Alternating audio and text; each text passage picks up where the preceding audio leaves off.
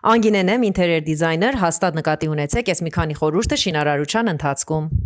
Զուգարաններում, լողասենյակներում ընդհանրապես իմաստ չունի մեծ գումարներ ծախսել չժանգոտվող պողպատի վրա, պլաստմասից տարբերակները բավական իրենց արդարացնում են, առավել ևս եթե տարածքը բնակարան է։ Զուգարանների, լողասենյակների հատակի սալիկները շարելիս նկատի ունենանք թեքությունները, որ ջուրը հանգիստ հոսա դեպի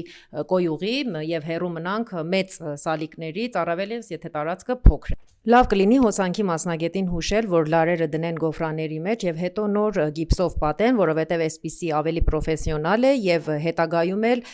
անընդհատ մենք չենք մտածելու, որ այդ լարերի ուղղությունը որ կողմից է եւ արդյոք մենք վնասելու ենք իրենց, թե ոչ։ Հոսանքի անջատիչների հիմնական տուփը տեղադրելիս հաստատ գոնե երկու բան նկատի ունենալ։ Նախ զուգարան բաղնիկ գնացող հոսանքների համար հաստատ նկատի ունենանք առանձին ավտոմատ անջատիչներ, որ ջրի արտահոսքի դեպքում